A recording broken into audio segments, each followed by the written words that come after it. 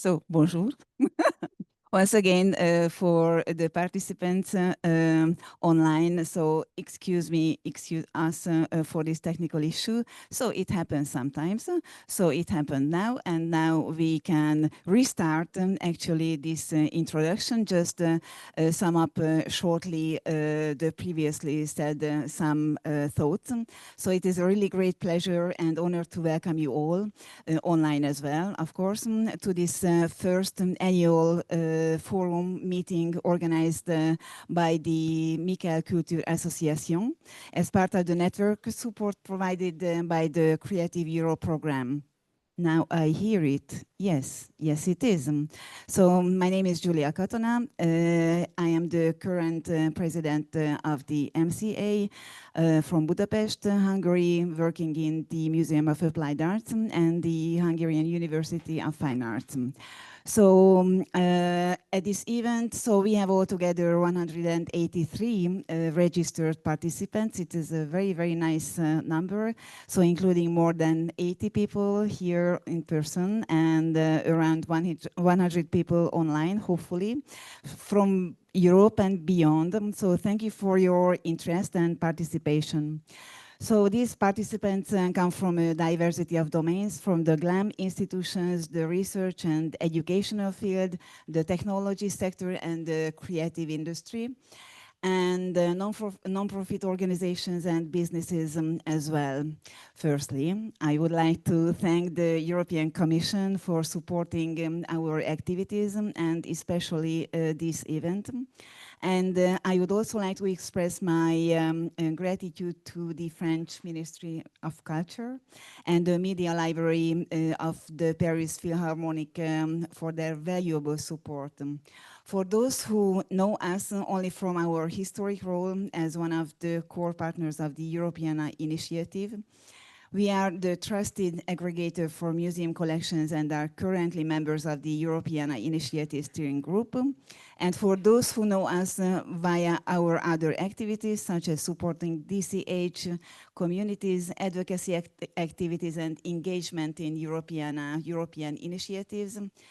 So these are our main profile and orientations. So Michael Culture Association is a European trans-domain and trans-sector network. So we gather members from cultural institutions and organizations, research bodies, universities, and ministries from all over Europe and beyond.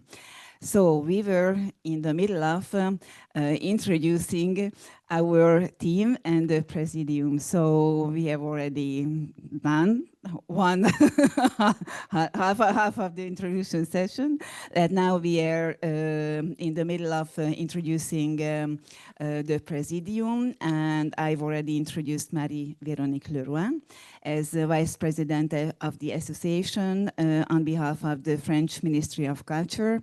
And I must mention Maria Sliwinska from Poland, from the International Center for Information Management Systems and Services. She's joining us online. And I would like to introduce the board members of the association, Stefanos Kollias, a new board member from Greece, Stefan Canyo Dedal, not a new member, but a really nice old member of the association, Vedrana Ceranya, Museum of Arts and Crafts from Croatia, and Dr. Marinos Ioannidis from the Cyprus University of Technology. So we are here now. Thank you so much, and I wish you a really inspiring and productive forum. And for the first, let me give the floor to Marie-Véronique Leroi. Oui. Thank you, Julia. Bonjour à tous et bienvenue pour ce premier forum de Michael Culture. Donc désolé pour ces problèmes techniques. On va dire que c'est l'effet démo et que voilà, on est débarrassé pour le reste du forum des problèmes techniques. Je re-switch en anglais. So on behalf of the French Ministry, I am really delighted to welcome you all to this new annual forum. And I'm happy that one of our major institutions will be hosting the second part of the day, the second part of the forum tomorrow morning, the Philharmonie de Paris. So as Julia mentioned, the French Ministry is one of the core members of the association. So we used to be president at the very beginning of the association. And now we are back in the Presidium since this June. So I'm a project manager. I work in the Service for Digital in the Ministry of Culture. And I'm in charge of digital policies for linked data, aggregation of cultural content and data, and all European and I'm involved in all European projects related to data. So I'm in charge in coordinating the national aggregator. Working very closely with the Museu, the domain aggregator of Europeana. We are working with the national aggregator that is called Ribambel. And we work in close connection with our network of intermediary aggregators and also Gallica for the bibliographic content managed by the BNF.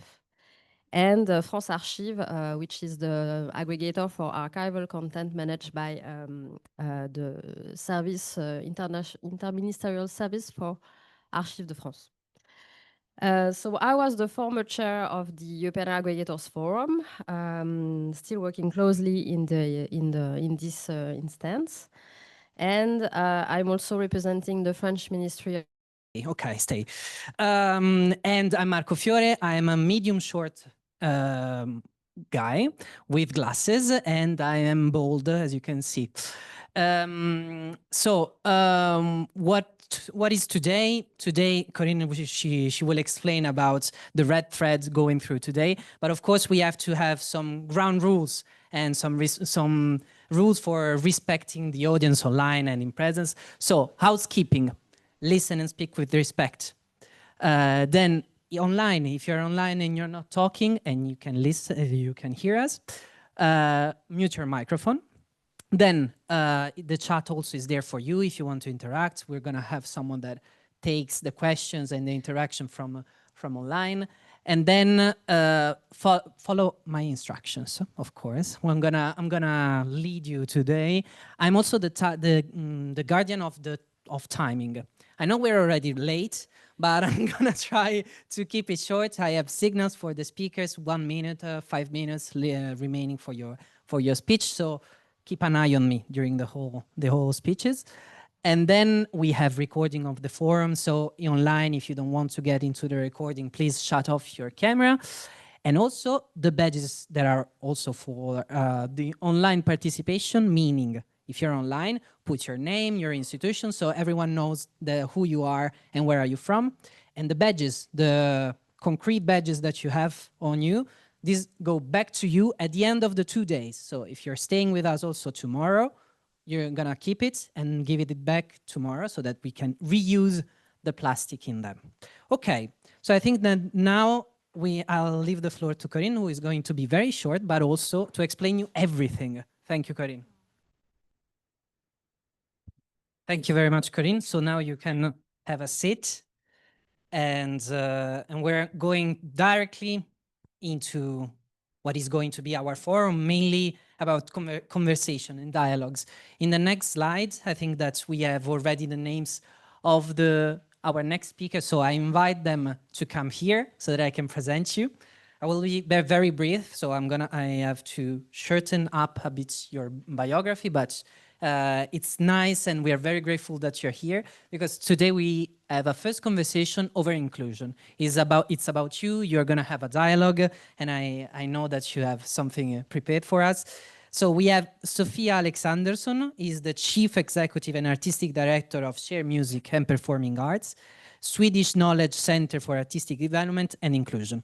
She has led workshops and held lectures in several countries on empowering disabled people through the arts to be visible in the society and show their potential. She has a strong commitment to everyone's right to arts and culture.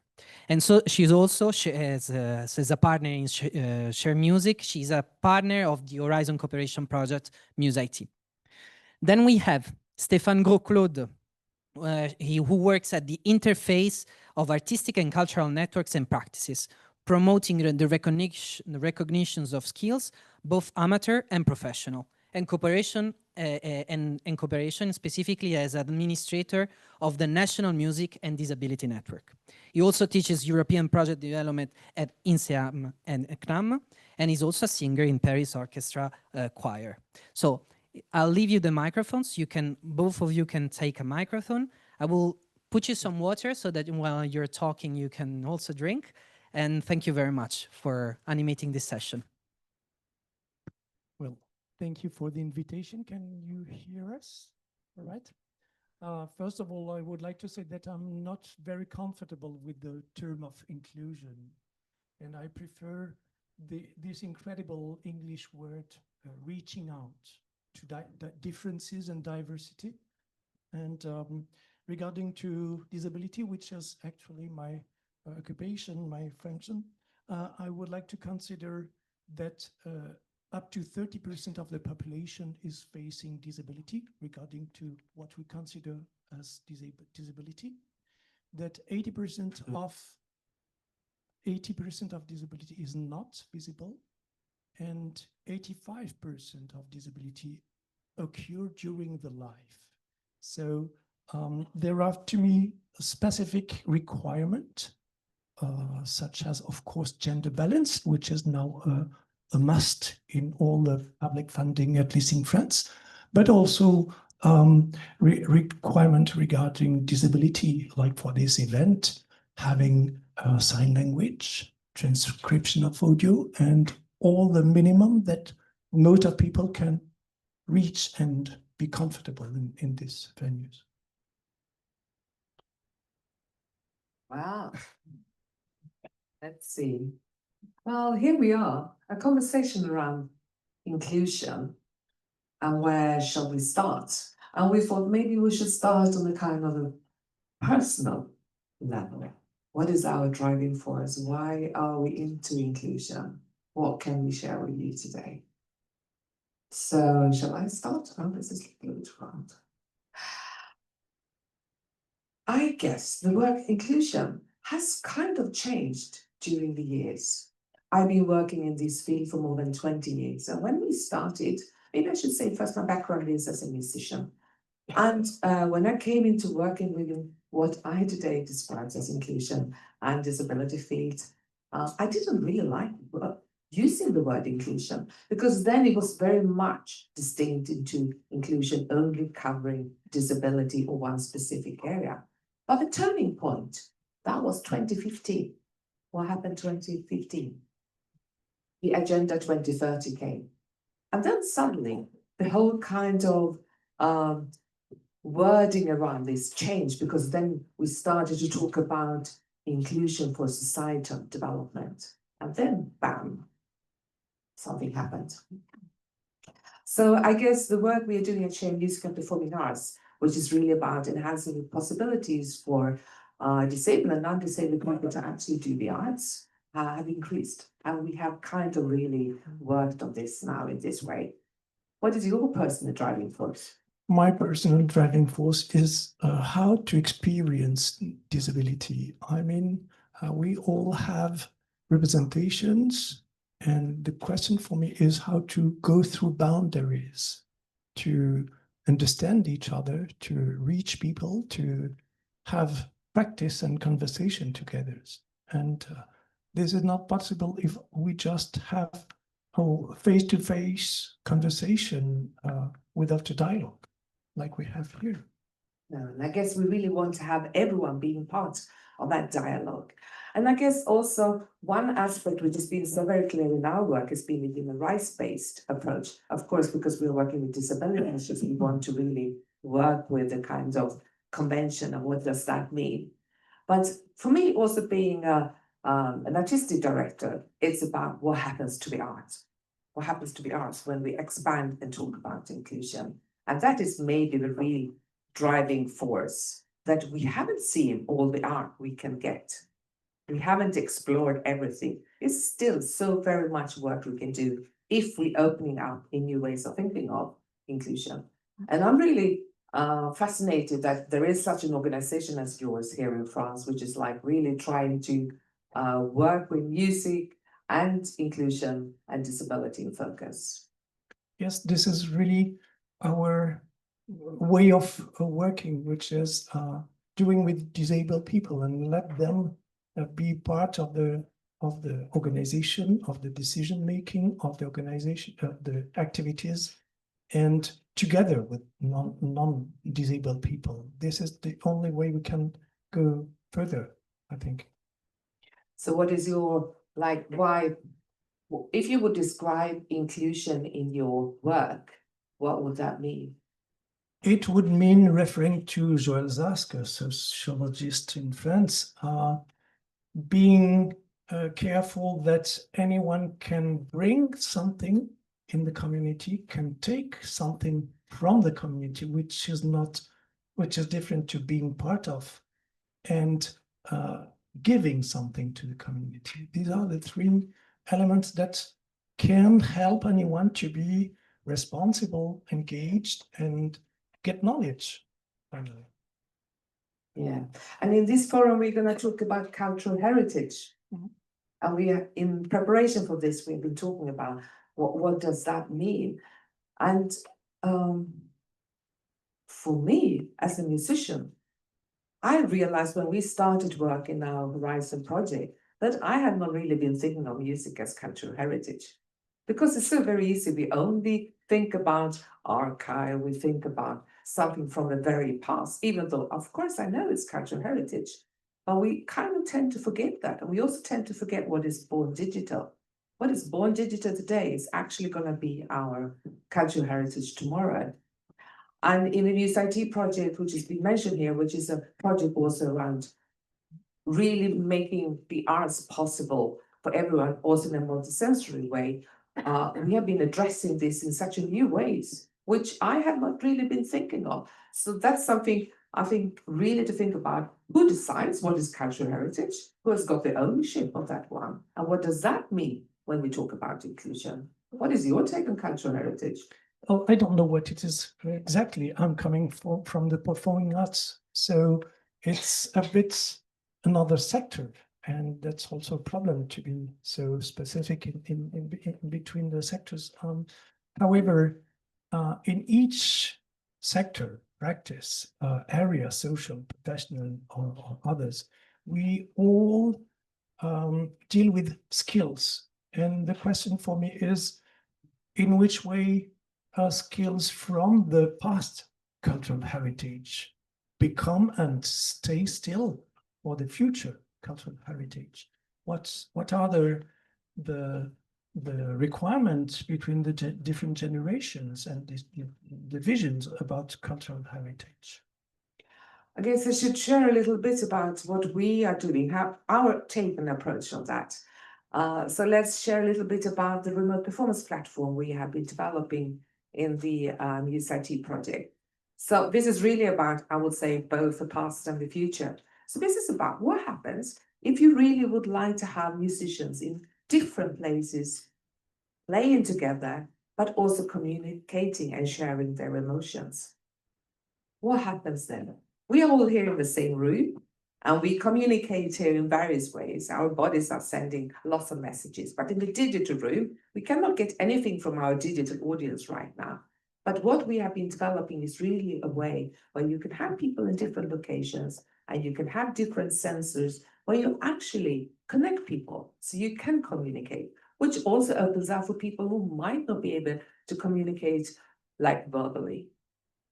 And this is really a new way of thinking what we can do, how we can enhance and expand our notion. And we also taking this forward so we can use the biodata we are taking to actually use that in the creative process. So you can play with your own brain waves, for example, or you can use the face recognition, you can use AI tools where you actually play and develop. And that is something for the future where we can create new cultural heritage as well in a very inclusive way. Yes, and you just used the word that I kept, which is the process. And we really have to go deeper into the universal design learning process to go from a position of transmitter to accompanying people and developing their own skills. I mean, mainly for non-disabled people, maybe. But so to consider disability as a resource and not as a problem, and also thinking the venues to become also part of the process. What do you mean with the part of the process? Well, as a laboratory for inclusive practice and inclusive culture and inclusive social behavior. We are in a cultural and social center. I think that any venue should be both cultural and social or considered as such. We are not just dealing with artistic practice or digital practice. We are people, humans, interacting together.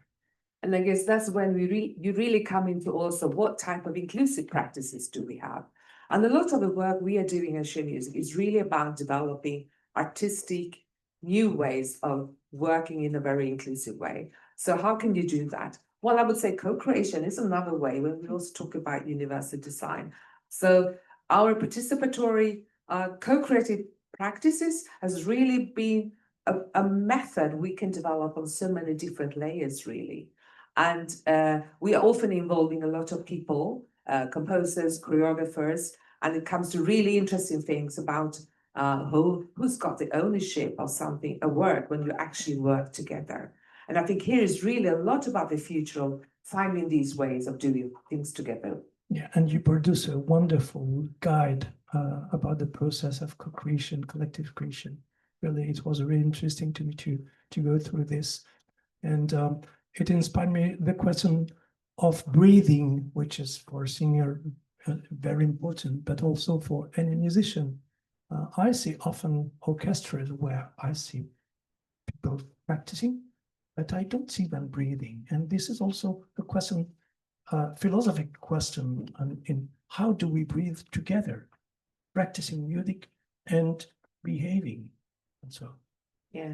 Maybe we should explain a little bit for the audience that the inclusive book you're talking about is a book about how you can develop inclusive music ensembles. So very much of our work is about creating both inclusive repertoire, but also ensembles. So we, for example, have an ensemble who's mainly using digital tools in order to do music. Maybe people haven't had the same chance to do the conventional pathway to the musical world, going to conservatoires, starting as a child. So maybe you can start later on, but also using digital tools, which is really fascinating, but also what is happening when you actually create these inclusive ensembles. Some people are arguing, do we need inclusive ensembles? Maybe we don't, but until that is not the norm, that we actually are looking into people in these ways, that we are looking it into a kind of inclusive way. We need to mention, we need to point out, this is an inclusive environment. Yes, and this means a need a lot of time upstream to think about how we are going to implement activities and how the institutions are functioning, how we welcome audiences, and more broadly to non-disabled people. And I would like to mention a good example. In France, we have been working with the many organizations and the Ministry of Culture for the National Scheme for Pedagogical Orientation, SNOP in French, which was not mentioning at all disability. And in 2023, with a few organizations, we discussed with the ministry to implement this, and it was decided to write down a disability referent in each conservatoire in France. And since then, we have been working on a chapter of the SNOP, which is now about to be published, about the mission, the definition of what is the process in a conservatoire, and what would be a reference for disability in each conservatoire. This is really a good example of resources that we can share. The question now is, of course, what about training for disabled referent, which is not existing fully, but partly? And what about recognition and certification of professionals of referent disability? There's transformation ways we really need to have. So I really would like to just very briefly point out a way of think about how we can take this way forward. So in ShareMusic, we do have a theory of change.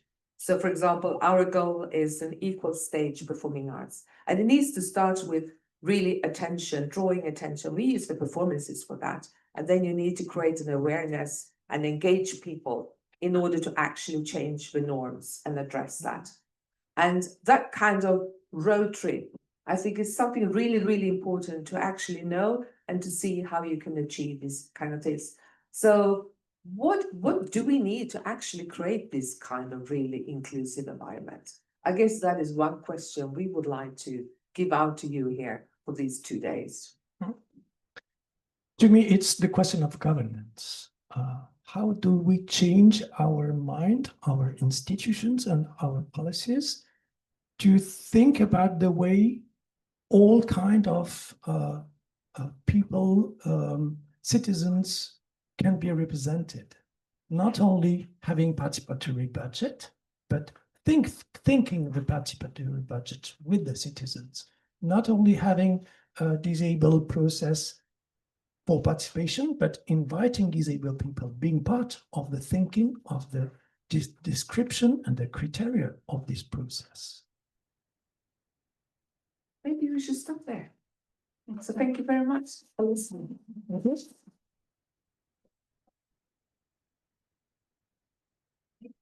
Once we can have a little time for Q&A for questions from the audience. Yes, I was suggesting to have a small Q&A with the audience, both online and the participants that are here. If you have any questions about what has been said today, and I also want to add something, is that tomorrow, during the fair, you will be able to test the Museity tool.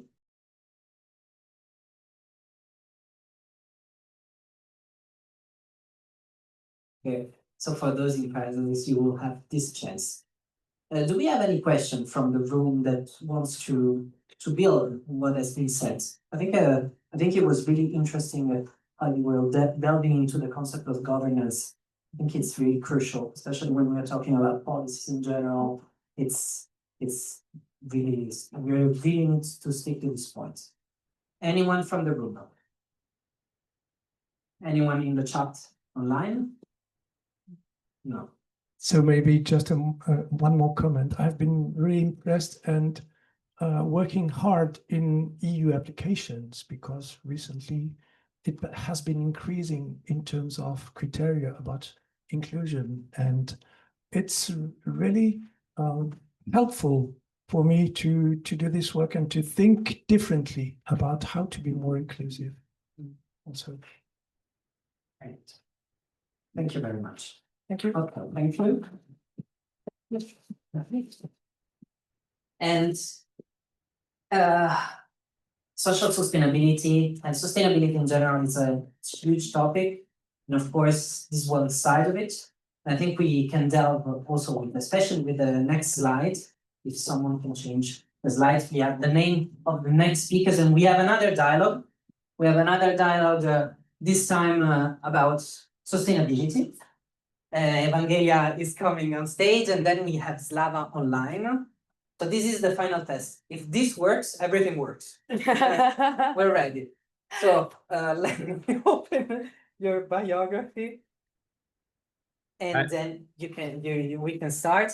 In the meantime, if we can let Slava appear on the screen, that would be amazing. I'm gonna support you some water also, Eva.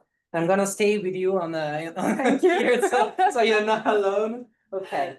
So here with me, I have Evangelia Paschalidou, a PhD researcher at the intersection of environmental sustainability of ICT and participatory processes for digital preservation, specifically exploring the commons as a managing model for digital cultural heritage. As the chair of the Sustainability Practice Task Force, she curated with the climate action community of the Europeana Network Association, of which microculture is chair, the report titled Pathways for Regenerative Cultural Heritage. And then we have Vyacheslav Tykhonov, otherwise named Slava, who is the head of artificial intelligence at CODATA and has a background in information and computer science. Slava has worked for more than 25 years in the area of software development, research and innovation for national, European, and international research infrastructures. For many years, he has been an active member of the open source community around the Harvard database platform.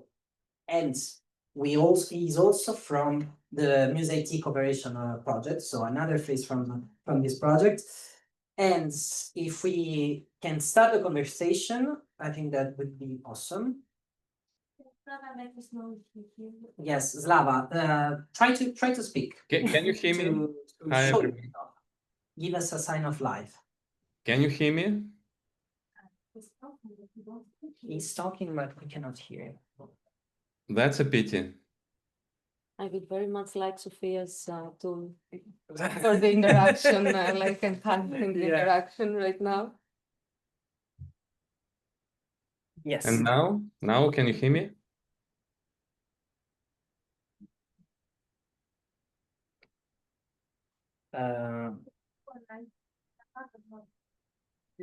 Okay.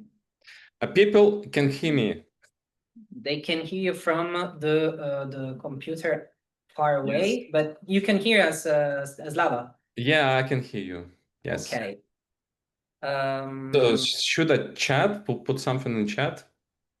I don't think so. Okay. While they're connecting you to the main source of power and the main audio source, I think, Eva, in the meantime, you can say a little bit more about yourself, about the reports and the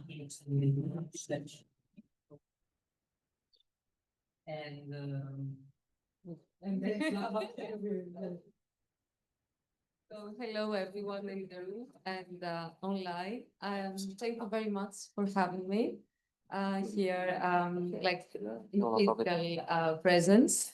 It's a pleasure to converse with Marco, and say once again, since we have been collaborating for the past almost 2 years on the special sustainability practice task force in the climate action community of the Europeana Network Association of the Europeana Initiative. This is the full title. And Marco has been chairing the climate action community while I was chairing the special task force. We ran a pan-European survey trying to systematically understand what is the current state of sustainability practices when we're discussing digital preservation processes taken up by cultural heritage institutions.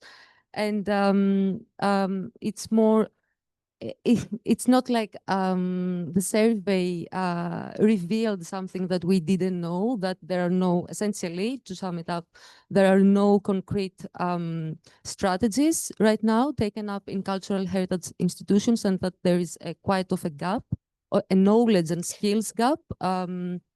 However, it was a great opportunity, this survey and the report, the regenerative digital transformation report. It was a great opportunity to set a concrete baseline of what is the status quo around the European cultural heritage institutions. We had both more than 100, I think, answers to that survey. So it's quite of a representative, I would say, sample. And we also delved a bit deeper with some in-depth interviews and special case studies.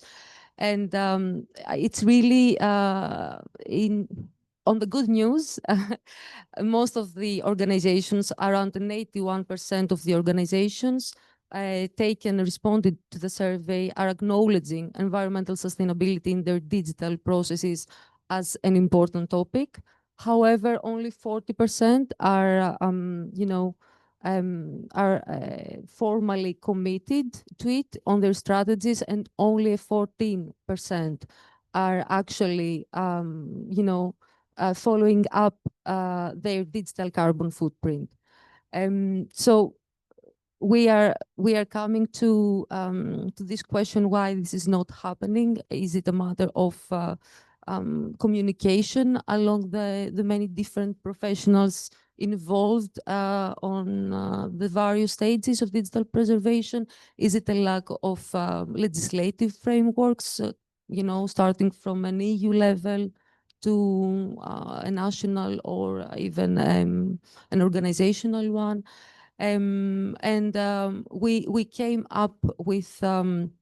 We came up with a specific, I would say, set of recommendations, trying to point down all these different levels that essentially, in the end, they need to work together synergistically on a policy level, to the national, to the individual, even one of the individual professionals.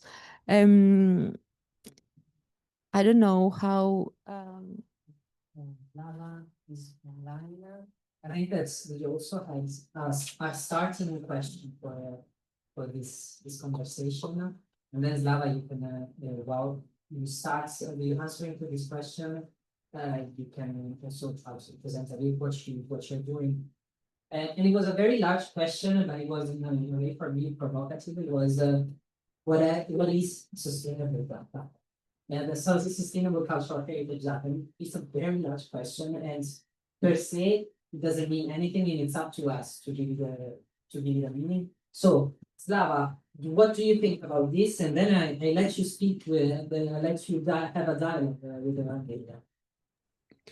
I don't know if you can hear me now. Yes. Okay, that's great. Yeah, unfortunately, I'm in Germany now. I'm participating in hackathon for 2 weeks, and we're building AI of new generation, and that's something I also wanted to share with you.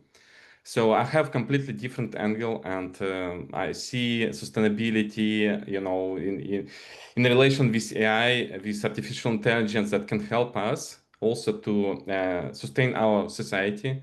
And it was a great talk about disability and how technologies can help. I also believe that we can help, and the MuseIT was actually one of the first attempts, and I think we are making also good progress. So regarding what I'm doing now, it's basically building AI of new generation. So it's about how we are going to package all scientific knowledge and, for example, transmit it to the moon, or just distribute it to some devices that can help us, and we should be, of course, in control. And we need to understand what those robots are doing and how it's helping us. So sustainability for me also is community support. So by bringing people together and let them to work on the same thing, we're actually allowing this international collaboration that, it's impossible to do something substantial nowadays without community. And especially if you're talking about collaboration with big technological partners. So we need also to represent ourselves as a community which is able to talk to Google, to Meta, and to those big folks. And also we need to influence them and bring responsible AI to us. So that's a bit of my point of view. I don't know, Eva, how do you think about that? Actually, I surprisingly agree to a really large part of it, in a sense that, yes, indeed, AI can boost sustainability in terms of managing our data, cultural heritage data, more efficiently. However, what we really need to, to put in the background here is that efficiency alone is not enough. And we are understanding sustainability when it comes to digital cultural heritage as digital. We understand it maybe through digital sufficiency. Using the digital cultural heritage in a way that is meaningful to communities, in a way that communities themselves have, I would say, a saying in the process of managing and governing these digital assets, and also through onboarding communities in the decision-making process and making them, let's say, partners. I mean, the cultural heritage institutions making the communities and the public, the end users, their partners. They can eventually affect even the environmental sustainability of sustaining this digital cultural heritage. And this was also one of the points taken out of the survey and the report, that more than 80% of the cultural heritage institutions believe that the end users and the communities can actually help them manage their digital assets in a more sustainably, and again, I'm discussing environmental sustainability, in a more sustainable way by offering their insights and their cultural understanding to what heritage is meaningful for them to be preserved, in what way, for how long. And it's a really, really big discussion, and it's more analyzed in detail in the report. Yeah, I Sorry. can also elaborate on this. So we started recently a few projects related to climate change, and this is what we are doing. We are trying to collect all data from different countries. And oh, nice, I see myself. Yes. So we are collecting data from different countries, and we are trying also to create archive and also to make it AI ready, which means that basically you can fit those data sets in technological pipelines and basically integrate and answer very complicated questions. Yeah, it's very difficult to trust AI, but we're also working on baseline. You know, there is a very nice description how baseline can look like in Blade Runner movie, in recent one from 2016, where it was a test to distinguish replicant who is genetically modified clone of human, created to do very complicated tasks somewhere in space, and they don't feel fear, for example, and empathy. So there is a test how you can distinguish this person from real human, and they're just asking some questions. For example, if you are in love, and you know these kind of questions, and they, because they don't feel anything, so they don't have feelings, they are failing to pass this test. So that's something we can also use for AI, and we can create those baselines also to understand if AI can help us to solve specific tasks. And that's something we are working right now in Germany by creating variable descriptions, and those variable descriptions are scientifically proved. So we're inviting community to help us to describe units of measurements and describe classes, attributes, and make AI look like responsible. And this information we're going to share also with big tech companies.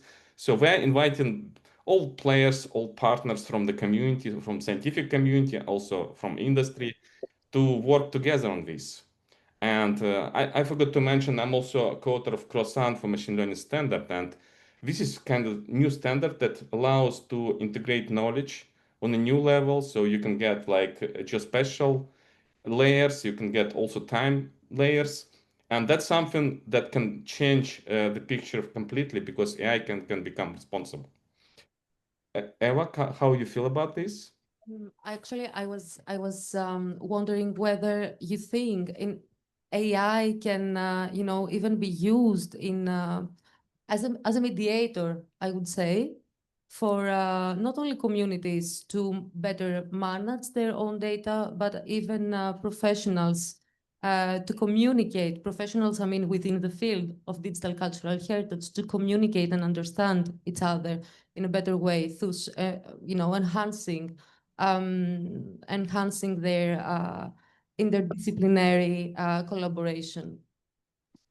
Yeah, that's something we also try to do in MuseIT project that Sophia has mentioned. So we started to build AI that can support people with disabilities, and also it's connecting factors. So you can actually use artificial intelligence basically to bring different different people with different points of views and even with different angles, right, together. And like you said, AI can play a role of mediator. However, right now, I would not be relying on something like ChatGPT. We're really far away from that. And that's something we need to consider very carefully. And again, so I just mentioned that we need to be responsible. So I really believe that in the future we'll get some kind of certification for AI tools, and AI tools for people with disabilities also should be certified very carefully. So it's not now, but probably in 1 to 5 years we'll get into this future. Eva, do you believe yourself in this? Sorry? Oh, okay. I guess I'm, yeah, he made the same question to me. Yes. Okay. So a very tangible example that comes in my mind is from a case study that I had used in my previous research, but also in the context of the Europeana survey, where one of the workshop models that the National Library of Finland has kind of, let's say, launched internally in their organization, concluded to this very result, excluding the AI factor. But I mean, the professionals themselves pointed out that in order for them sustainability, environmental sustainability in the context of the organization or in regards to their digital preservation processes to be more easily understood and brought closer to their own personal references or even vocabulary needs to be detached from our, let's say, more technical jargon and be translated in their day-to-day words. And an example, let's say, could be instead of green coding to use something like code optimization. And this has been reported internally again in the organization that has kind of really, let's say, tighten the collaboration and the understanding of each other's, the hands-on practitioners' day-to-day processes. But yes, maybe in the future, this whole translation process could be done via an AI tool. And coming in the conversation, because we know there is also something that we discussed preparing this dialogue, but I think it was really interesting because we are talking a lot about communities. But then for me, the question comes into mind, and maybe it's not for you specifically, because you have direct experience of this, meaning how do we define the community of interest? How do we decide who to engage concretely, practically? Zara, what's your experience about it? Marco, can you repeat question? Because somehow I can hear Eva really well, but you are disappearing. Your face is a huge success, so of course, I repeat the question, meaning how do we define the communities of interest? Because you have a complete experience with this. Because you both were talking a lot about creating and this whole process with the communities and the governance, but how will you choose them? I think this is a simple question because all those communities coming to me themselves. As soon as you are doing something interesting and you are showcasing some fascinating features, they're approaching, they're asking how it works, and they also want to be involved. So they would like to collaborate, and they're offering their help and their time, which is, I find, very important also. And regarding those collaborations, we are always open, and we can find really different projects, and for example, like citizen scientist projects, where we can involve a lot of communities, and we really need this help because we also rely on so-called process human in the loop. So as we do a lot of AI applications and collecting a lot of data, we also want to verify data. We want to produce data sets which will be reused and will be helping society. So this is very important to involve and engage those communities. And like MuseIT community, I found specifically very interesting and very engaging. And I think we did a quite good job because we produced some prototypes, and even now people started to test them, and we're getting really good feedback. So it's like first step, and hopefully we'll get more projects like that, and we'll do even more progress. And yeah, I think this is right way to do things and to develop technologies further. Probably Eva can also elaborate on this if you have some ideas. Yes, let's say from my perspective, taking it back to the environmental sustainability context or the sustainability in general, we understand communities in a broader sense, not just a specific community of interest, but a community that is essentially in our digital world. It's not bounded geographically. It can be a community brought together through a common culture, belief, practice that want to be included in the process of managing their heritage, of managing their digital assets. And we have quite many examples of both heritage commons, but mainly digital commons, where we see communities coming together, let's say, for instance, to put together or develop an open source software. So communities in the digital realm, and understood from a commons governance perspective, it's a way more, let's say, dynamic and porous crowd, quite flexible and not strictly defined, by, let's say, locality. However, we do have some great examples of communities of special interest, like indigenous communities or climate refugee communities, where they do have a special interest, of course, to be more actively involved in decision making and managing their cultural heritage. And when we're taking this in the context of a displacement, or a community of indigenous, let's say, being dispersed geographically, it's really, really interesting to see this unfolding through the facilitation of digitality. Yeah, I also wanted to elaborate about indigenous communities, because I was, about 1 month ago, I was in Brisbane in Australia for International Data Week, and this topic was really huge because people in Australia, of course, they are collecting any kind of data and information about those communities. So there is discussion about care principles and how to handle this information responsibly, and how to keep it, how to archive it, how to describe it, and also make it available for future generations.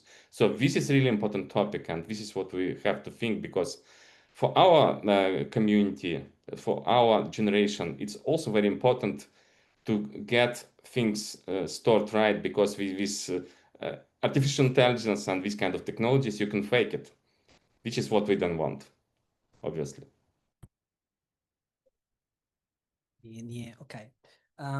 We have a little bit more time. So from now, if you want to ask a question, raise your hand so that you can interact directly. but I'm gonna continue a bit the conversation, but please feel free even now to raise the hand for questions. I don't know if in the chat we have anything coming in.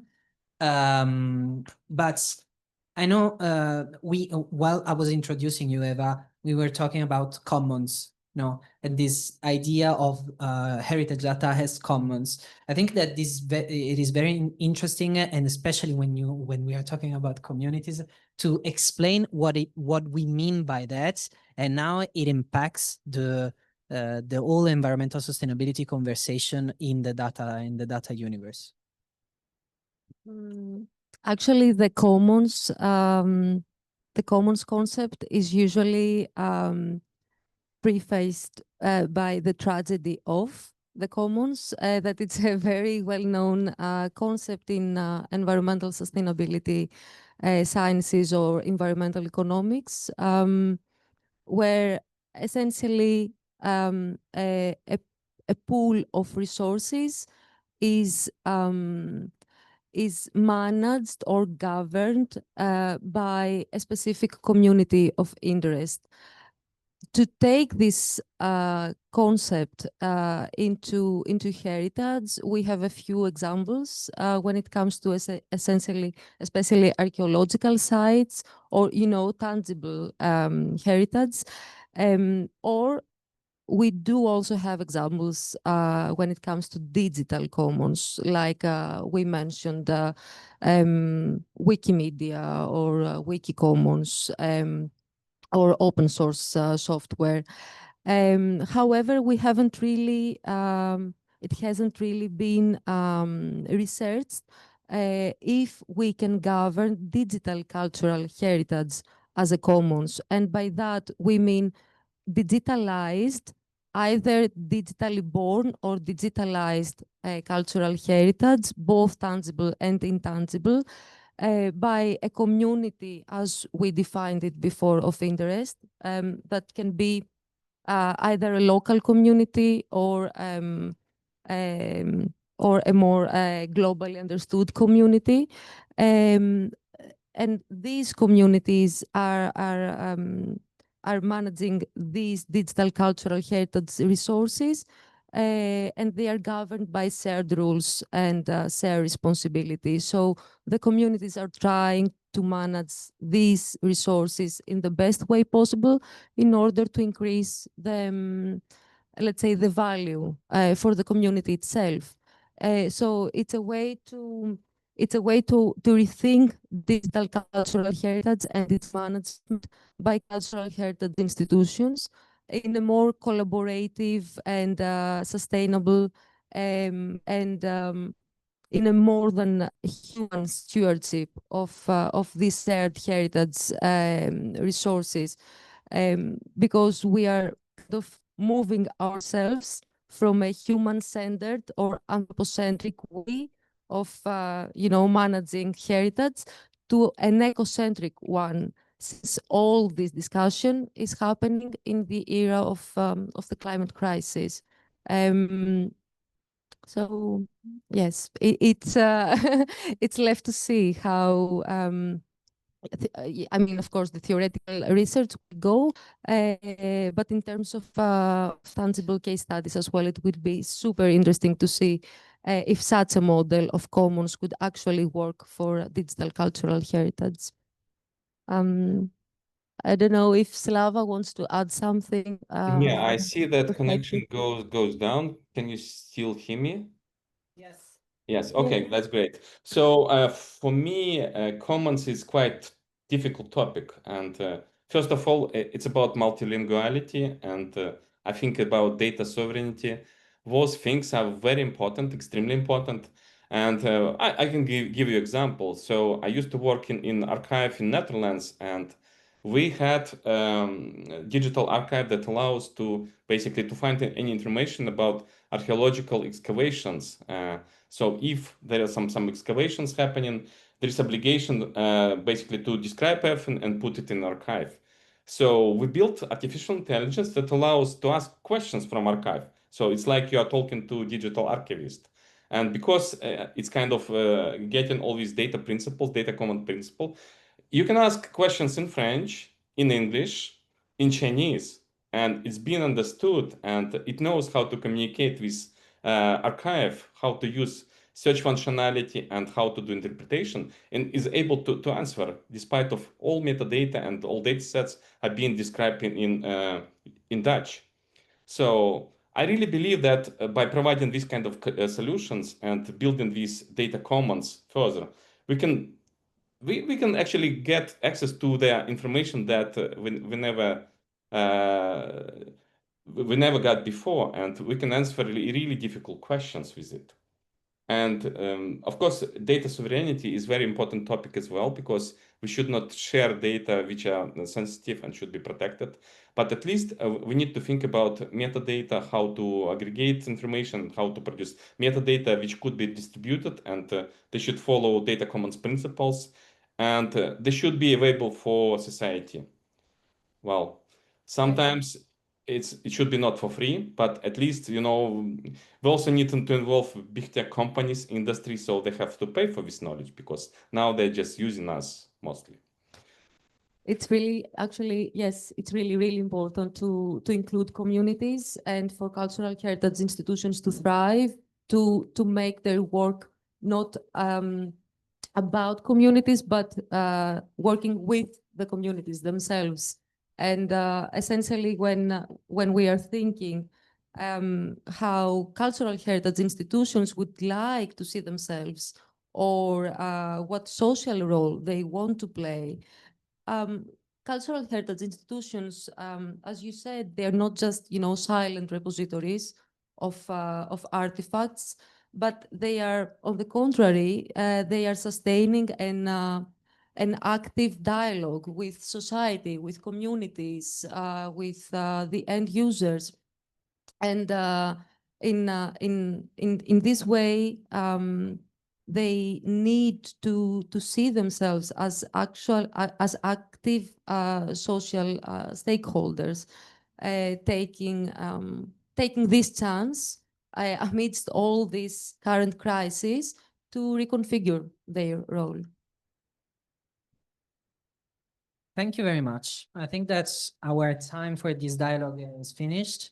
And I think it was really interesting. You sent a lot of messages and that also crossed with some of the actions that we are bringing at the Microcultural Association. And we are also, and Slava, I really like the fact that you are coming in with a perspective that from our sector, we are not listening that much, specifically in this AI bubble era where we are all very afraid of what AI means for our creative content and for the environment. And the fact that you are showing us a different aspect, the possibilities of the technologies in this sense is really good, but also with a grounded perspective in what really is important. So I think that's thank you very much to our speakers. We can close this dialogue. Yes. Thank you very much. Thank you, Slava. Stay with us online, and we are. Yeah, unfortunately, I need to go to hack AI. Yeah, okay, go. But thank you very much, Slava, for being with us. And we have. I'm not in the picture. Okay, so I put myself in the picture. Okay, we have someone before the break that is going to introduce us to a concept, a very important concept right now at European level, which are the AI factories, what they mean for us and for the cultural sector at European level. The Stefanos Kollias, please come here so that I can present you quickly. The most important thing about Stefanos, if I might say, aside from being the coordinator, please sit here. Aside from being the coordinator of Pharos AI Factory, is that Stefanos is a board member of Microcultural Association. Yes. He's since 2005 NTUA with the ECE school has been a key technological member in the digital libraries evolution and particularly in the Europeana development. He serves as a Europeana technical partner and is member of the European Commission Expert Group for Cultural Heritage. And he's currently serving as an expert in this group and also as a coordinator of the Pharos AI Factory.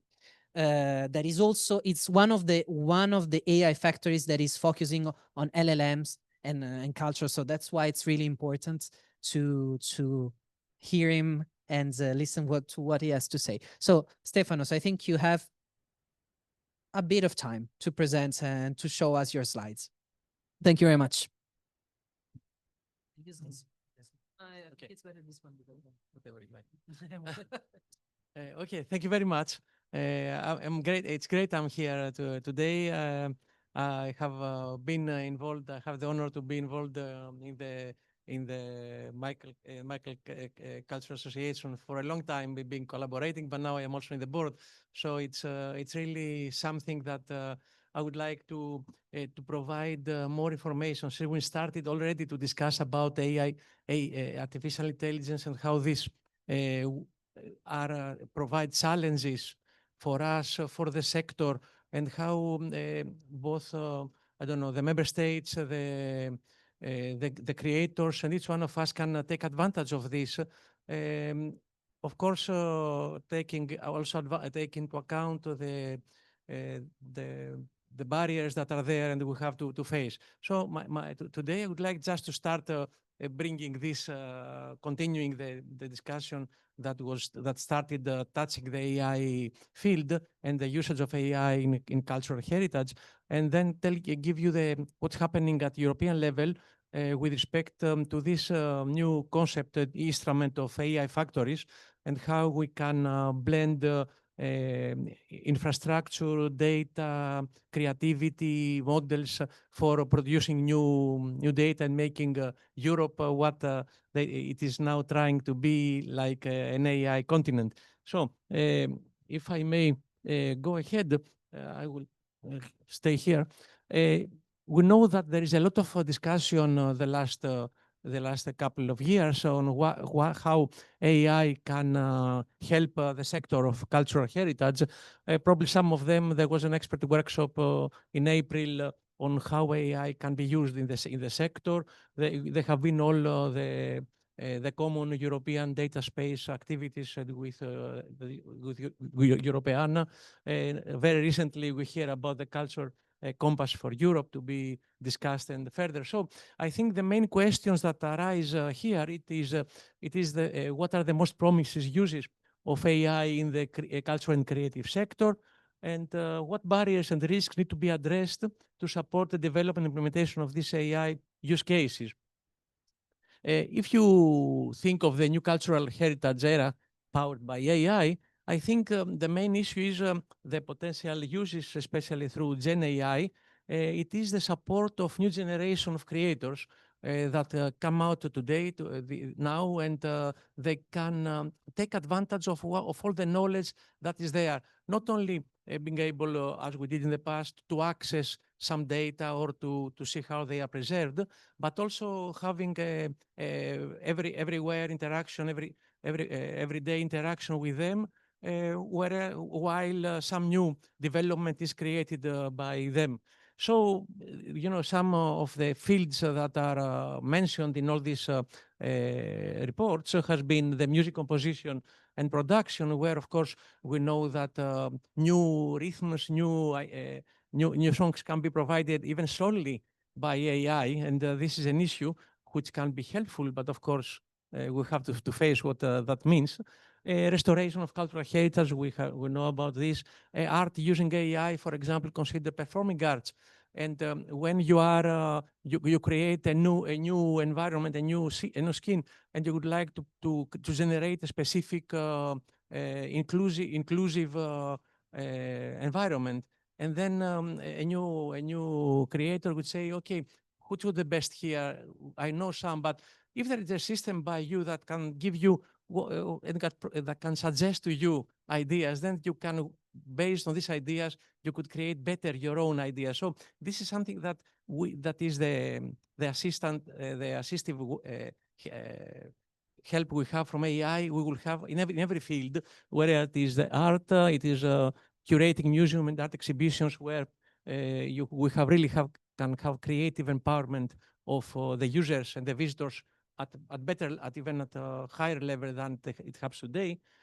Publication editions, it's very easy to create summaries to use and so on. They are quite reliable, such cases use of AI. So we have the constraint that everything here should be what we call ethical, responsible AI with respect to the copyrights and the private data. And I think this brings us to the challenges and the barriers, which is how to deal with the intellectual property rights. I was in a discussion in Greece 10 days ago, and in fact, some creators at music, at performing arts, they were really very unhappy because they consider that, but what happens today by the big companies and what is created really is does not look now at the creator. I mean, it's there, it can create by their own, so our role seems to be rather difficult to be there in the new developments. And I think the answer to that, if we would like to provide an answer, will be that we need to create new creators, of course, but also giving more better skills to the existing ones, so that they can really take advantage of such possibilities. And so how this can happen, we know that there should be access and use of knowledge and data of high quality. The idea is that whatever is used, it should be trustworthy. That means to face cultural biases, because we know that something that can be created, but only on data for white people. And then this will be biased towards other races. And of course, we have all the issues of deep fakes and so on. So there are issues there, but it is there that, and we can work so as to make them more easy to handle. And here it is maybe the last bullet is what I'm going to present now. That we need to enhance, to improve the creators' capabilities for using AI. How can this be done with infrastructure that they can use, but not paying money? They need to pay money to big companies, models and data that they can use for the new developments, and the skills that they need to have. So I think this is where we start this presentation, because as you probably know, I'm going very fast. Europe wants to become an AI continent, in contrast to what happens in the States, in China, and this should be done by some approach that Europe has decided based on a sector that's called EuroHPC, high performance computing, and so now it is they have been accepted 19 AI factories. That means I will tell you in a minute. 13 AI factories antennas, which use the ecosystems, use the AI factories ecosystems and infrastructure. There will be some 5 AI gigafactories in Europe, not yet defined, where there is some billions, many billions for implementing the AI apply strategy and develop the Cloud AI Development Act. So it is this. There is a big, I think, very big funding for all this at European level.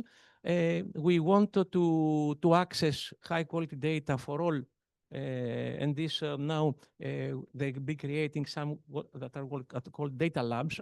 That means there will be some some fields across AI factories. And one of them, it is what we call language and culture. The Faros AI Factory are leading this activity, and I will speak a bit more on that. And of course, we have to promote AI in strategic sectors, to strengthen the skills, to educate, train, attract, retain, and simplify. Of course, it is the AI Act, how it is applied. So this is the map of the 19 AI factories. Faros, we are at Greece is on the southern part, but it covers most of the 16 European countries. There are more. The targets are to offer supercomputing infrastructure. That means the ability to create big models being trained on big data on using the knowledge in every field. And there you can offer continuous support to researchers, to startups and small and medium-sized enterprises for implementing these new models, systems, and products. And all this, of course, developing in parallel the skills, train them and assist them with implementation, but also making them understand, exploit the results they're going to present. So this is the target of the AI factories. And the data labs is an interesting concept. They are going to be networking among AI factories, and data labs will be the verticals. And one of them will be, as I told you, the language and culture. And I think this is of interest in general. We are leading that. There are other countries that are involved now. The France is more on the humanities side. Is their interest. Germany is from culture and education. So I think it's something that we will see in front of us. I won't take more on that. But in the skills, it's interesting because now there is also another instrument. It's called EDIH. That means European Digital Innovation Hubs. Now there will be experience, AI experience hub, they will be named, so that this assist the researchers and the small companies to really being able to be involved in all these developments. So the Pharos AI Factory is again one of these infrastructures. It is for 3 years the first presentation, and it goes based on these lines. There are antennas. In Pharos, there are Cyprus, Serbia, North Macedonia, and Malta are antennas. That means the ecosystems will be also linked to Pharos and to create also the same verticals with Pharos. And there are synergies with other AI factories. And so we are the part of a European ecosystem that tackles all this based on the Dedal supercomputer we are installing in Greece as well, here in Labrion. And now the components are data. So here we have the repositories. We'll use the repositories of your data spaces, the data space cultural heritage, national repository. In Greece, we will use the Ministry of Culture repositories. Proprietary repositories will buy some licenses for them. And so we provide access policy, and this will be for free. For the first 3 years, this will be for free. That means any researcher, any small company can ask and be assisted with all developing all this. And I think for the cultural and creative sector, this is of interest, how it can boost the capabilities of the creators to really involve in their creations these capabilities. And so these are how this will be involved. At the center, it is the AI factory, and there will be everywhere training facilities and so on. And if we speak about culture and language, for example, in Greece, we started by the following idea. Greek language is one of the languages in the European Union, not one of the main ones. It needed to be there, not as if a company that implements a big LLM model would like to have a translation in Greek, but we really the member state, Greece, could have their own LLM with all the dialects that are there. The Cypriots will be also there. So this is something for all languages in Europe that will be there to. And on the one hand, on the other hand, will be the cultural. There will be a cultural data sets assisted that will be for developing new models that can be developed for each specific sector. That means for performing arts, for music, and so on. And so this can be used by researchers and on that. So I think LLM generation, there are some details, but I won't go into the details. For example, you see, the Pharos LLM will have 77 languages. And for Greek, we will have more modern Greek, but also ancient Greek. And so it's something that needs to be there for all European countries. And I think this is what we foresee both on the leveraging cultural heritage data for AI development, culturally aligned LLMs, improve multilingual, multimodal, cross-cultural capabilities, strategic impact for cultural awareness, but also for to be a trustworthy framework that could be trusted by the creators, not avoiding all deep fakes, whatever is there that makes them afraid. So that's all. I stopped now. I think I tried to give you this idea that in the next 3 years, there will be all this infrastructure across Europe. It can be used for various sectors.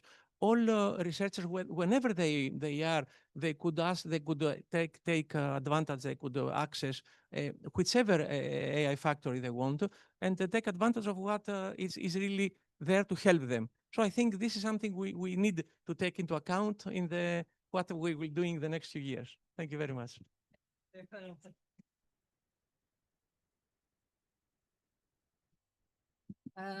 Yes. Oh, you raised so many questions, and I think this is huge. What I wanted just to say, because I think that if someone has a question, they will be able to ask you in the SIP and chat that's literally coming up right now. This is a very important issue for MCA. We have an action group also on digital and AI with Culture Action Europe that is present in the room. And the idea is also to bring the cultural perspective in digital policies and AI policies, especially knowing that now in the Culture Compass has been announced that there will be an AI strategy for culture and creativity. So of course, all the issues you started with, so the ethical issues and the challenges that we have in front of us, these are very important to take into account. And it's great that you're starting from them and then developing all this huge thing that you're doing. And it's great to know that we have partners in this.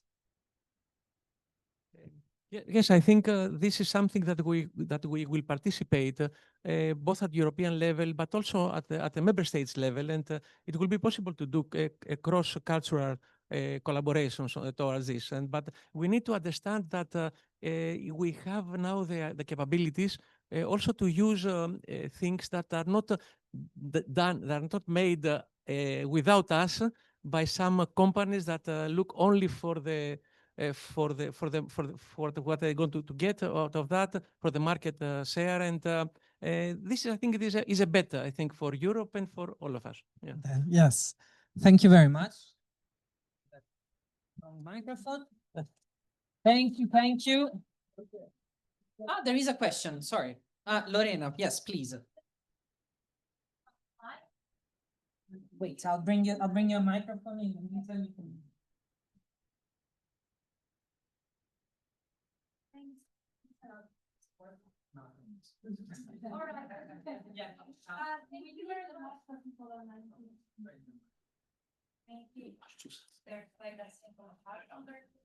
No.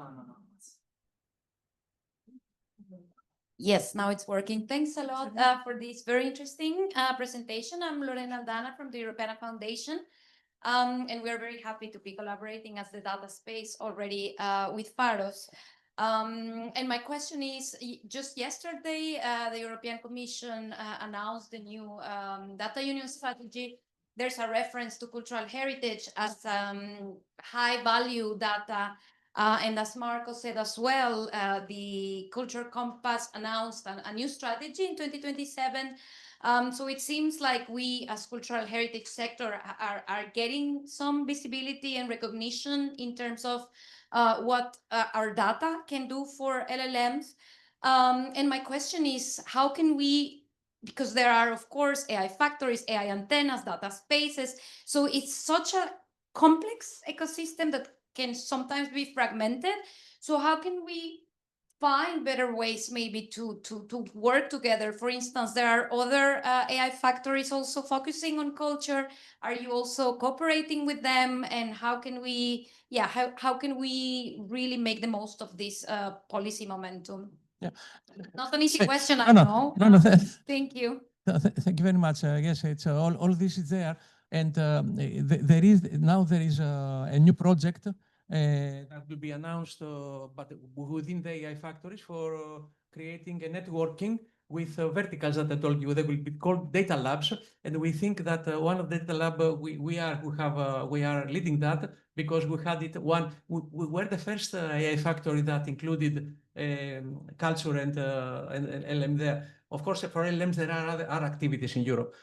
So I think there will be a specific data lab that if you see how they are fit, there will be continuous collaboration with data spaces, of course, in the cultural effect. So I think it is in front of us because there are 3 years in front that there will be all this infrastructure really ongoing. And through this, I think it started fragmented. I mean, EuroHPC started all this, irrespectively of the European Commission. And then they now data labs, they try to unite. And I think it's a challenge to make it really, because, you know, it is different that you can say to some researcher or to a small SME that, you know, you can come get these resources, don't pay to Amazon, whatever you need.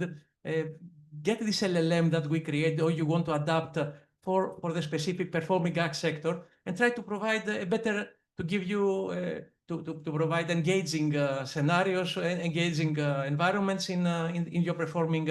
I mean, so there are real possibilities, but we want to explore now.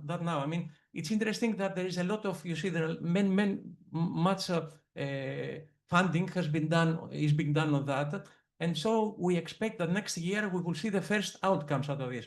So I think we'll be there in 1 year from now. I think we will be ready to provide some outcomes out of this, both a generation of all this, but also in the outcome out of this. So I think we will certainly be there discussing all this for that. Thank you. Is there any other question in the room, or can we have a coffee? I think we can have a coffee. Thank you, Marco. No need to hear about the chip of this time. I'm going to call my panelists on stage. I will shortly introduce them. So we have Alexandersson, who is responsible for the Emergence platform from the Union. She supports cultural project leads in the design and management of projects and the promotion of online resources and the development of outreach initiatives. Then we have Marc Hernandez, I hope I pronounced it well, sorry, who is the founder and director of Leroi, Digital for Culture, a digital studio for cultural, social, heritage, and knowledge-based organizations. Marc is specialized in leading multidisciplinary teams for driving innovation. And he was the former CIO of the Barcelona Cultural Institute, where he led the digital transformation across the city's cultural network. Obviously, he worked also in strategy consulting and in digital media. Then we have Anne Legal, who is co-founder and president for 10 years of the TMN Lab learning community. So Anne now is the general delegate after working for nearly 20 years for cultural institutions, particularly in audience development, communications, and development. So at TMN Lab, laboratoire théâtre et médiation à l'ère numérique, so theater mediation laboratory in the digital age. She examines the evolution of professions and institutions in the performing arts in the context of cultural transitions, digital, but also ecological, cultural, and social, with a view to promote responsible and context-specific digital culture. So right on topic, right? And online, we have Carla Meller, who is working in the team of the Academy for Theatre and Digitality, where she is responsible for setting up a wide variety of collaboration.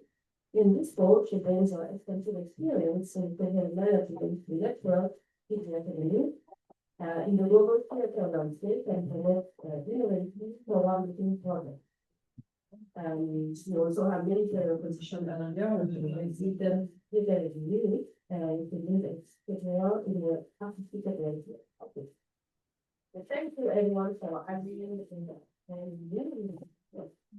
so basically, we finally the question of digital heritage in the field of personal art. So I'm going to start with a question for all of you. So I would like to ask you, what are the main challenges of digital transformation in this specific sector that is performing arts?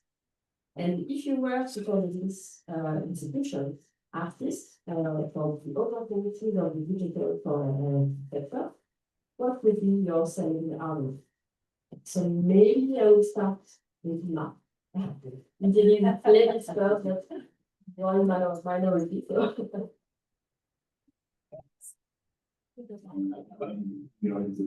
It's a pleasure.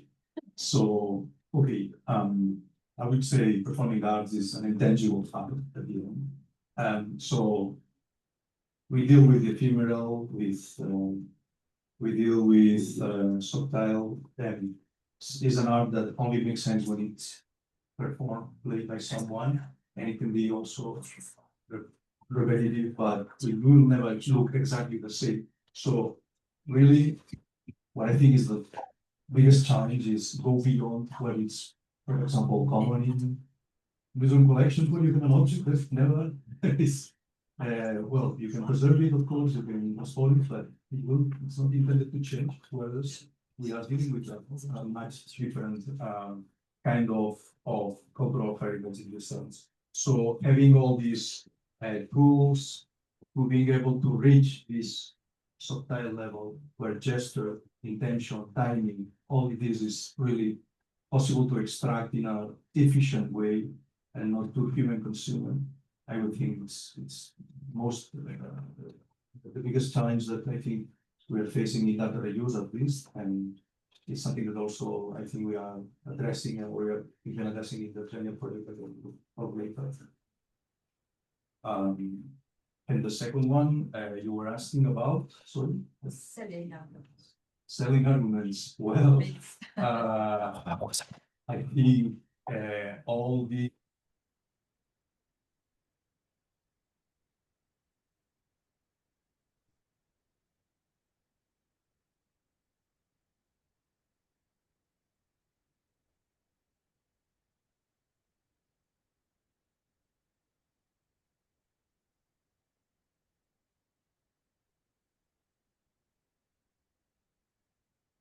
knowledge that comes from the movement. And if you want to really to reach that level and make your audiovisual archive one and a kind.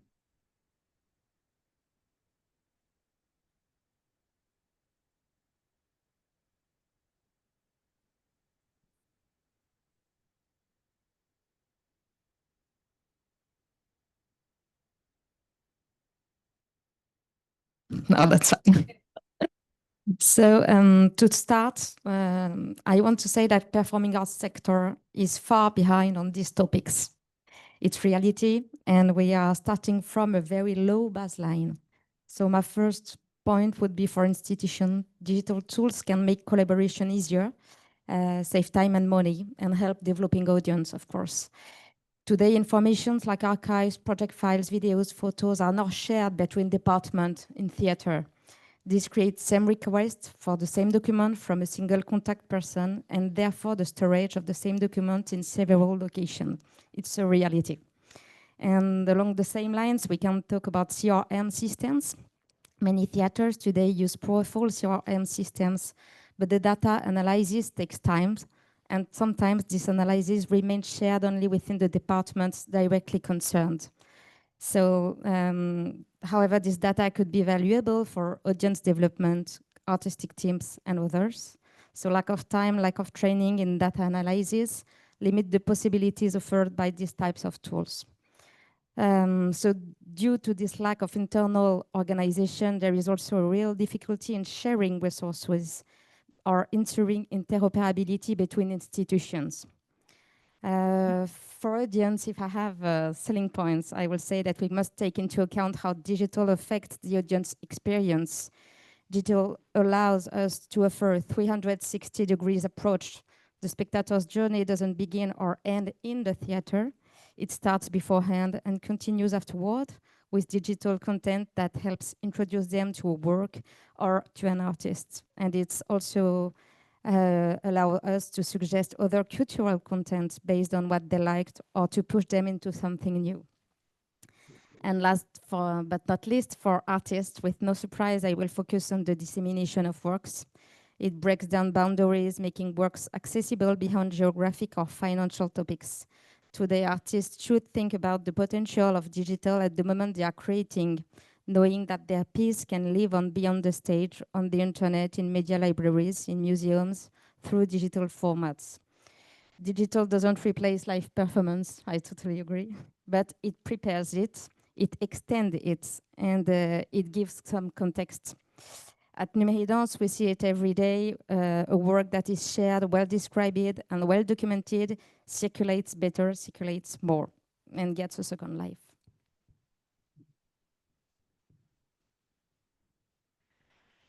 I have also my answer, and but I didn't wrote the nature of the creative work itself, and you're right, you have to say it first. My point of view is more on the organization of the sectors. For me, one of the main challenge is that the performing arts is sector extremely fragmented. Institutions, artists, companies are very different. They have very, very different capacities, and digital transformation can easily deepen inequalities. Most organizations lack time, skills, and stable resources to engage in a digital strategy. But another challenge is that the digital is only one of the challenges they have. It's one transformation among others. We also face ecological, social, cultural transitions, and digital tools, digital strategies only make sense if they support these missions and help organizations work in a more sustainable and meaningful way, even if it's in a connected and digital world. We also see strong cognitive overload among professionals. Digital adds new expectations, new workflows, and sometimes the fear of losing meaning, losing artistic identity. This requires new hybrid skills and new culture, shared culture. Final issue is the lack of shared infrastructure. Research projects develop on one side, documentation institution on another, economic actors elsewhere. These silos reduce impact and create duplication. We need common tools and common governance models that are built with the sector and not for them. But the opportunity are real. I share what you have listed, and digital can strengthen accessibility, help mediation, brings new way of imaging mediation, help us cooperate, share knowledge. It helps us understand the value we create with data. We can also bring new forms of creation. It's one of our projects with Chaillot, Théâtre National de la Danse, building an immersive lab to experiment new forms with artists. We can build all those resources and share it to reduce the fragmentation. So yes, we have a lot of opportunities. And currently in France, what I've seen with the you can say, impact on our work and society, it's that many institutions are coming toward us because they have new questions, and AI bring people talking about digital. And for us, it's a new opportunity to bring everyone around the table and to consider that digital is a society matters. So institutions have to take into their project and evolve those projects in this era. Thank you very much. Now I give the floor to Carla, hoping that it will work. Let's see if you can hear me. Does that work? Yes, yes, perfect. Wonderful. So, Hello, everyone. Thank you so much for inviting me to be part of this discussion. I'm really sad I cannot be with you in Paris this afternoon. So greetings again from someone from Germany, but I'm really happy and grateful I get to be part of this conversation in this hybrid format. So when we talk about the challenges we observe, I want to give you a little bit of context of the institution I'm working for so that you know what perspective I'm bringing to the table. The Academy for Theatre and Digitality in Dortmund, Germany is a research laboratory for artists from all over the world to come to do hands-on prototypical research at the intersection between performing arts and technology. That means you can have any kind of combination you can think of, whether that's dance and motion capture, opera and VR, theater and robotics, or AI.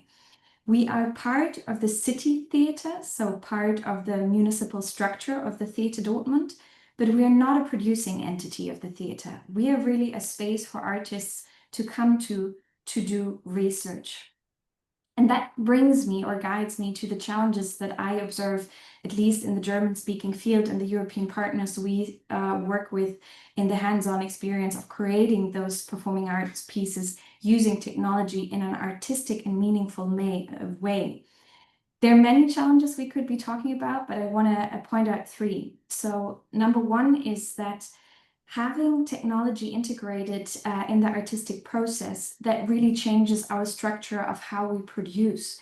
We need to set aside dedicated time to do research and experimentation and explore how the technology works.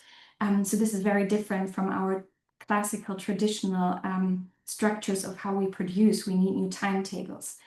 On the other hand, that demands new funding structures. So our funding bodies that support us in making those works possible need to reflect on financing those moments for the artists to do the exploration, to do the tryouts with the audience to get feedback.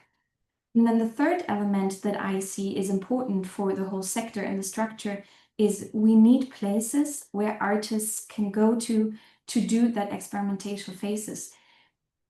The theater spaces in Germany that I know, like, they're fully booked with their regular seasonal plannings, and rehearsal spaces are booked. So we need additional spaces where that can take place and where we can support artists not only on the technical usage of those technologies, but really also on the meaning making, on the more, let's say, philosophical questions, because we don't want the shows to become tech performances, right? We do want to have an artistic reason behind it. So I love what Anne said. It's about the meaning making and the artistic usage. And so basically, those are all challenges we try to address within our infrastructure in Dortmund. Thank you very much, Carla. Except for the fragmentation of the sector, I think many of the challenges that you are facing are similar to other cultural fields, obviously.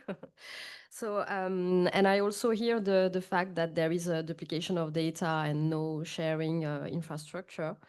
So my question would be, how can you foster or support the production of data on the performing arts, and what would you need to accelerate it? So my question would be targeted to Anne and Alice. So at Teman Lab, we support data production mainly by documenting practices, tools, and emerging needs among the sector. So we recently launched audio data learning platform for performing arts. We are currently working with the Ministry of Culture around standards to describe the event in the performing arts sector and help help the data circulate. So we really work as a learning community on one side, and on the other side, like as a place to experiment. I don't have the English word for incubator, but it's thank you. So we also carry studies and audits of projects. We think that we need to gather knowledge and make it public. I take an example. We discuss about standards. In France, there are a lot of data models, standards, and référentiel. I don't have all the words. Yes, thank you. But they are mostly not public. So each institution work on one model, one terminologies, and don't share it, not enough. So we are there to make people work together, share and align terminologies. So this is what we can do to help people understand the meaning of data, the impact of data, and help them build projects that are more suitable for the sector. So maybe I can, yeah, I think I said mostly what I needed to say. Thank you. As a freelance consultant working with artist project and coordinator of the Numedance platform, I try to raise awareness among artists and institutions about the importance of archiving. So that's my job. I remind them that everything is an archive, budgets, grant applications, lighting, plans, sketches, not from the creative process. But we have to admit that archiving is a profession and it takes time and knowledge. And that's something many theaters and artists simply doesn't have. So to me, what we need is training, workshops, tutorials, support for documentation for artists and institutions. Simple tools to upload, describe, and store content. Training for just Excel file, for example, would be interesting. Simple metadata standards, like mentioned Anne, and encouragement to use open, interoperable formats.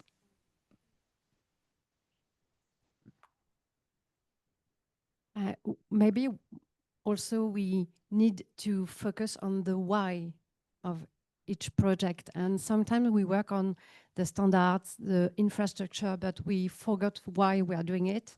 And if you want to bring everybody around the table in the sector, they really, again, need to understand the meaning. And one of the main meaning is to support artists and to reach audience or discuss with audience. And sometimes project lack of this part of designing the project itself and understanding who is the final user. So I wanted to add this focus that is really important for us, and I think also for Alice. Thank you. Yeah, and actually it's a matter of life cycle of the art piece, which is now a performing art or performance, but tomorrow it would be heritage anyway. So now that we have actually two examples of reusers in a way with Mark and Carla, so I would like you to describe your cases of reusers and the impact that you are seeing that they're having, and also what would you need them to have as an impact that you are not seeing today, but maybe for tomorrow. So maybe I will give you the floor to Mark. Yeah, thanks. So we've been part of a consortium in a European project called Premiere, Performing Arts in a New Era. And together, it was led by the Athena University in Greece and from partners from all over Europe.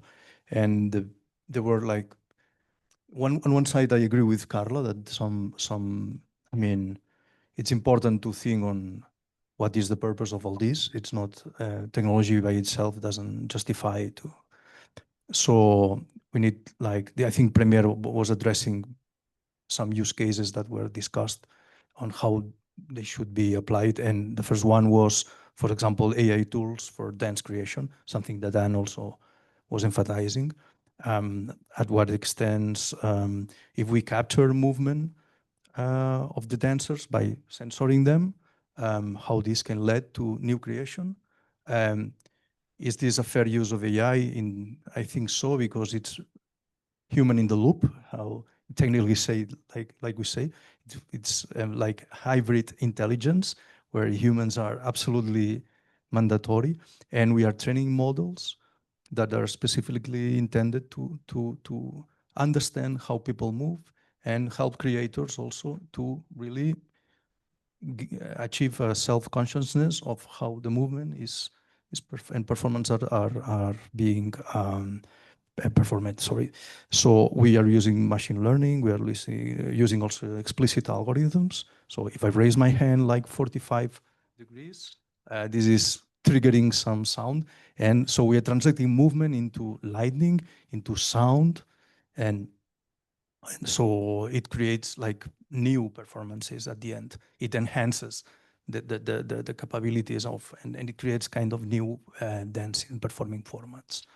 I have, in fact, I don't know if we have the time, but no, because it's much good to see videos, but okay, we are not allowed. So tomorrow, or I can share with you if you want, because it's definitely more clear to see it. And the second one is like this, the AI for archives browsing that I was kind of mentioning before, archives browsing, where we have this multimodal and multidimensional, I would say, because mostly what we have are videos, which are 2D. So we try to extract information from 2D and gain a 3D, for example, skeleton and where we can infer how this movement and typify and describe it, sorry.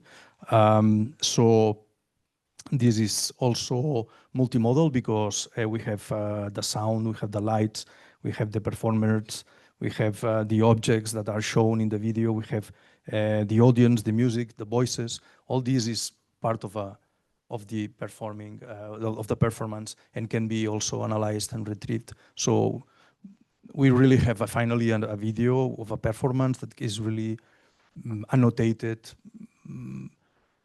Much more than it will be only classifying a digital object with the name of the play, the name of the performers. So we really are also helping creators also better analyze and understand. And all this is translated into a 3D scenario where you have all these elements and you can also make like cross-linked searches. So give me all the scenes where the actors or the performers are close, less than 50 centimeters one to the other. You can really browse archives in a super creative ways. And it's really helpful in all senses for performers, but especially for creators also. This is definitely need to be seen in videos, but in... Okay, yeah. Thank you for the teasing. So now you know that you have to come back tomorrow. Carla, please. Beautiful. Yes. So as we're a publicly funded institution, the reuse of data and the sharing of the knowledge is extremely important to us because we don't want to support just one individual artist, but really help the whole performing arts scene to learn together and to advance together. And Alice, I really can share or what you said earlier about the documentation that resonates so hard with, or really strongly, because at the beginning when the Academy was founded, we left it to the artists themselves to do a documentation of their projects that would be then put on our homepage, portal.theatre.digital. And we realized for some it's easy and for some it's a task that is a nightmare. So now we learned we need to accompany them, and you find all the projects listed on that portal. And sometimes it works out, not always, but we always try to encourage the artist to think in systems and not in tools, but in systems that can be shared with other fields, other artists, and then be reused. And we had that happen a couple of years ago, where we worked with a musician who was interested in collecting data from the audience in a live concert and have that data be clustered and through an algorithm create a new score and have that score played live by the musicians on site. And at the opening night of the premiere, there was a choreographer in the audience who said, this is interesting. Is there a way to include the audience and make them a co-creator also when we have a performance with my dance company? So we did a second project using the same infrastructure that underlying beneath it and used it for a dance company piece. Now my image is frozen. I don't know if you still see me or hear me. Yes, we are just abashed by the project and the possibilities now. Thank you. Were you done? Or did Yes, you have... absolutely. So when this kind of, when this translation, this reuse works, that makes us really happy. So actually, you already started to hint my last question, which is about how digital platforms such as Numéridance or Europeana and the European Common Data Space for Cultural Heritage, how these platforms can be relevant for the sector and beyond, actually. And also, in terms of digital policies, what would you consider would be needed for the sector? Maybe I will start with Alice. Thank you. Well, products like Numéridance and Europeana show that we need to work together and to create tools that bring collections into one place. Numéridance is strong today because it mixes many collections, different aesthetics, different kind of content. People who go to theater are not always the ones who watch documentaries or experimental short dance films. By putting everything on one platform, the works can reach a new audience, and the audience can discover new works too, and it create a positive cycle. So the main goal should be the user and the promotion of artists and their work. It's essential to stage digital content, to present it well, with curation and key moments on platforms. To me, no matter what digital policies we develop, we first need to bring the performing arts community together around these issues. I think that if we want the performing arts sectors and artists to take part in the digital transformation of our field, we need to take their urgent needs into account. Institutions mainly worry about filling venues, and artists mainly worry about performing in front of an audience.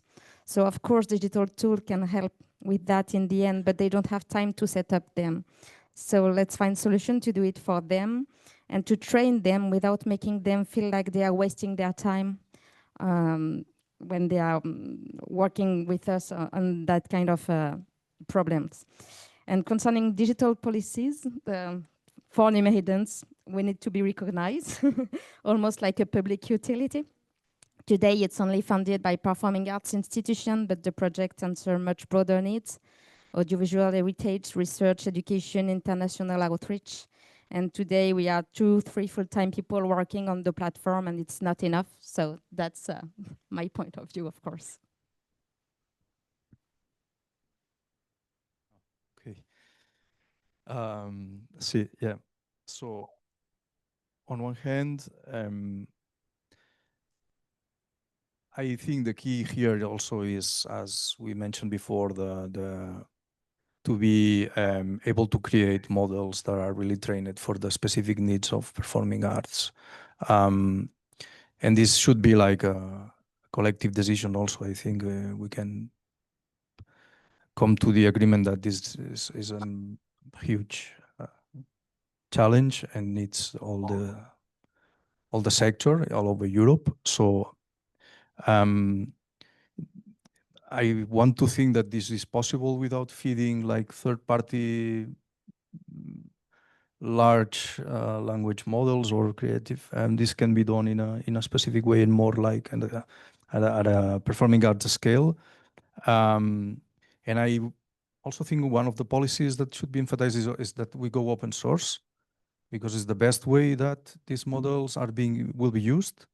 Because as we said, we are a fragmented sector. We are talking about companies, dancing performing arts companies that are really small. Some of them not, but most of them are medium and mostly small. So having this open source approach and will be like definitely a good choice to empower everyone and promote reuse. So I have a written answer, but now I want to say something else. First, about open data and open sources, I share your point of view. And on the other hand, I really ask myself, can we invent new model to share data and project as an open source, but to bring value to the sectors? Because we have seen currently with AI literally eating on Wikidata, Wikipedia project, and they use all the open source, open data, and they will contribute to destroy it. So can we bring work together to imagine new way of bringing open infrastructure for the public domain, for the artist, but with maybe some protection, not to be eaten, So my English is not really fluent, but I try to express, and that's really one of my concerns, because I've always worked with open data and open sources, and now I really ask myself, is it exactly the right move? I'm not sure, but we need to build infrastructure, that's for sure. Platforms like Numeridance, Europeana are very important because they give visibility, and they bring people working together across boundaries. But we also need the infrastructure that is not visible, but that help interoperable. You see what I mean? Thank you very much. We need to bring the links and the bridges, and not to put all the forces and fundings in one big structure, but help build all the bridges between the infrastructure with data and metadata. That's what I think.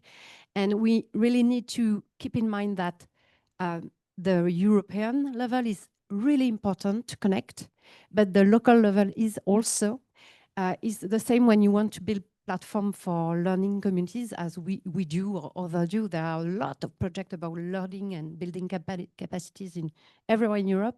And you see that you need to bring it locally to understand the specificity and to speak the native languages. So that's really this kind of connection we have to keep in mind, and policies have to keep in mind.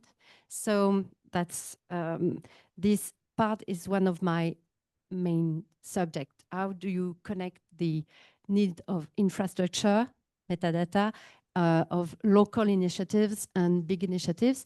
And I really think we need to discuss about open data and open sources. I also share about open sources for tools for artists.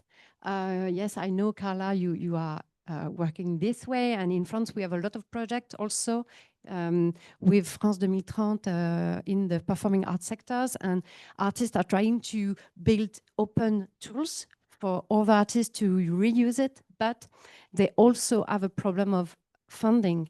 If you want to keep it alive, you have to find a model, an economic model. So how do we build open source tools, but thinking about the economic models to make it alive in a long-term project? Thank you. Just one word before giving the floor to Carla. I think we should stay open. As a Ministry of Culture, I cannot say the contrary, as you can imagine. But it is true that we need to find new models, because it's not because it is open source and open data that you cannot get a return on investment on the money that you spent in making this data. So without restricting the access to this data, which is the core missions of an institution like a ministry or Numeridance, this is what you are doing, also you. So basically, the idea is to really imagine what kind of business models, let's say the word, business models we can find about data. And it's not specific to performing arts, even if there is this question of rights and artists behind this, but it's true for all the sector. Carla, can you elaborate on digital policies? Yes, I can basically only join. We cannot hear you.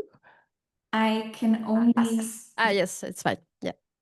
Join my colleagues on the panel on what they said before. I think it's really important that we have political policies that finance the possibilities of building bridges, of connecting different networks, and for creating moments of encounter, because that too, you know, it needs to be financed so that we know who is working on what, how can we exchange the knowledge, but still work within our local communities so that we know what is needed for the arts, but at the same time can learn with other people together in a broader network.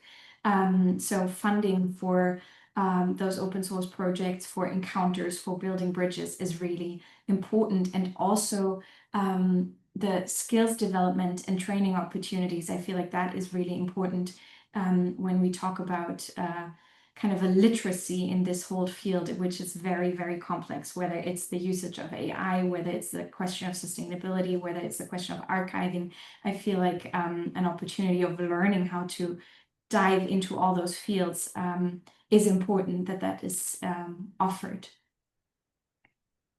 Thank you very much. Thank you very much to all, actually.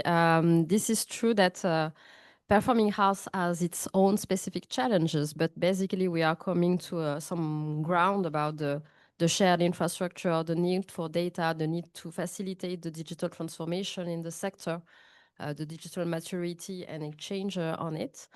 The work that we are doing actually together on standards, on how we can facilitate the circulation on data, on how you represent an event, it's a part of this reflection and this work.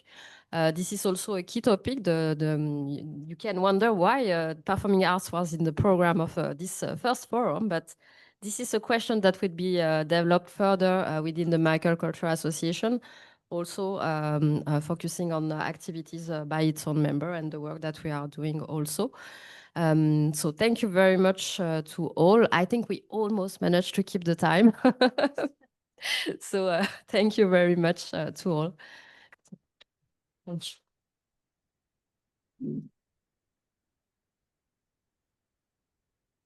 Thank you very much. You can have a seat if you want. We thank you very much, Marie-Véronique, to manage this roundtable and to bring new topics into MCA. We're almost over. And now the last question is for you, Julia. What do we have to take back from this day? So tell us a little bit about today and what were the key takeaways. Okay, thank you. But before I would start this kind of wrap up, let me apologize because of the technical issues. And so there was some kind of bugs relating to the Wi-Fi connection, but so everything has been solved. Thanks God. And for tomorrow, everything will be okay and will be operating perfectly. That's what we expect. Yes. The answer is yes. Thank you so much. So actually, I think that during the last couple of hours and during the afternoon, so we had, how to say, a kind of theoretical general approach of digital cultural heritage. And so we had quite, how to say, tough technical and technological approaches. So for the first two sessions, formed them in a kind of dialogue. So I think it was a really good form of presenting ideas, and not really presenting, but rather opening up quite a lot of things, formulating questions, for instance, relating to the inclusion. Personally, I liked it very much that there was a kind of question relating to the changing notion of inclusion. So actually, if we consider the whole topic and the theme, so we can notice that so we are working with always, let's say, a kind of changing notions like inclusion. But during the day, so there was someone who had the approach of, let's say, culture and cultural. So we are talking about it in a broader sense than when we are just talking about paintings and sculpture. So culture is a much more and extended field of the whole, and digital culture. So it is, okay, I would say it's another, how to say, approach, but so it is not exactly. So, and so we had another core notion of sustainability. It is really a crucial question. So, and so we had very interesting approaches and ideas about the role of AI and the importance of communities regarding the sustainability. And in the presentation of Stefanos Kollias, so he's still here, so he's still with us. Yes, so it was the first time when we heard about so the question of property rights and the ethical problems and questions. So relating to using the digital tools and mainly the AI tools. So and later on, so this kind of these questions returned again, and during the workshop of relating to the education, the use of digital tools in the education field. And so for me it was quite interesting to see the very first question of formulating by Marcia and Giannalia